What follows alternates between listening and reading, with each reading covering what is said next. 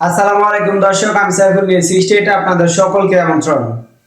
লাল মুক্তি বার্তা ও ভারতীয় তালিকার কয়েক হাজার মুক্তিযোদ্ধা বাদ।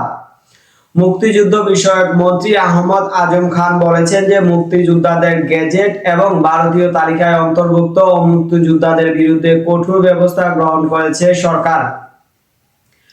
জাতীয় মুক্তিযোদ্ধা কাউন্সিল জামুকা প্রতিষ্ঠার পর থেকে এই মুক্তিযোদ্ধা গেজেট, লাল মুক্তি বার্তা ও ভারতীয় তালিকা থেকে মোট ৬,৪৭৬ জনের নাম বাতিল করা হয়েছে।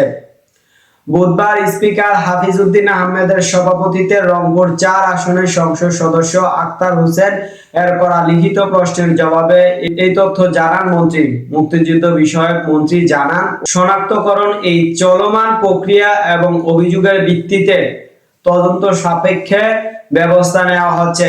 তিনি বলেন যে অনেক মুক্তিযোদ্ধা ভুয়া তথ্যের মাধ্যমে ভারতের তালিকায় নাম অন্তর্ভুক্ত করেছে।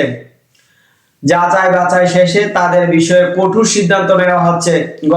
গত ২০২৪ সালের আগস্ট মাস থেকে এখন পর্যন্ত মোট ৮৮২টি অমুক্তিযোদ্ধা সংক্রান্ত অভিযোগ জমা পড়েছে। এর মধ্যে তদন্ত সাপেক্ষে ৪৮১ জনের গেজেট, লাল মুক্তি বার্তা, ভারতীয় তালিকা বাতিলের করার চূড়ান্ত সুপারিশ করা হচ্ছে।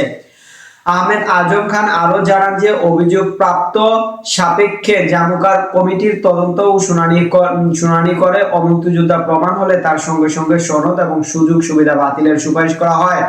রংপুর ৪ আসনে সহ দেশে যে কোনো প্রস্তাবের অমুক্তিযোদ্ধাদের বিরুদ্ধে অভিযোগ পেলে এই প্রক্রিয়ায় ব্যবস্থা নেওয়া হবে। এছাড়াও সুনির্দিষ্ট অভিযোগের ভিত্তিতে তালিকা স্বচ্ছতা করার কাজও অব্যাহত থাকবে।